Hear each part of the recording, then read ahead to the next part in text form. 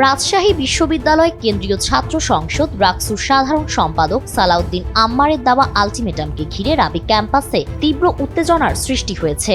সম্প্রতি তিনি দাবি করেছেন, আওয়ামী ফ্যাসিবাদ ও ভারতীয় আধিপত্যবাদের পক্ষে থাকা শিক্ষক কর্মকর্তা কর্মচারীদের আলটিমেটাম দেওয়ায় ছাত্রদল বিএনপিপন্থী শিক্ষকরা ক্ষেপে গেছেন। সোমবার বিকেল 5:30টার দিকে এক ফেসবুক স্ট্যাটাসে তিনি কথা বলেন। সালাউদ্দিন আম্মার সেই স্ট্যাটাসে জানান, আলটিমেটাম দিলাম, আওয়ামী ফ্যাসিবাদ ও ভারতীয় আধিপত্যবাদের পক্ষে থাকা শিক্ষক কর্মকর্তা কর্মচারীরা যদি ক্যাম্পাসে ঢুকে তাহলে জোহা চত্বরে বেঁধে রাখবো। রেগে গেল ক্যাম্পাসের ছাত্রদল আর বিএনপি। ছাত্রদল ও ছাত্রলীগ একই ভাষায় বিবৃতি দিল। বিএনপিপন্থী শিক্ষকরা ভিসির কাছে নালিশ দিল আর তারা নাকি ক্যাম্পাসে আসতে ভয় পাচ্ছে।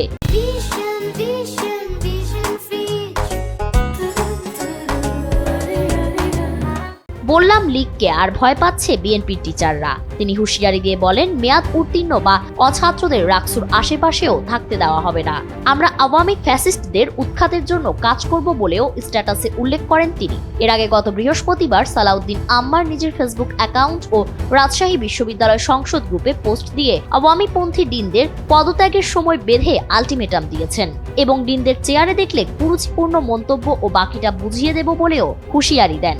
চলমান আন্দোলনের প্রেক্ষাপটে গত 21 ডিসেম্বর রাতে উপাচার্যের সঙ্গে আয়োজিত বিশেষ বৈঠকে আওয়ামী লীগপন্থী পরিচিত 6 জন ডিন দায়িত্ব পালন করতে অপারগতা প্রকাশ করেছেন এবং পদত্যাগের সিদ্ধান্ত নিয়েছেন।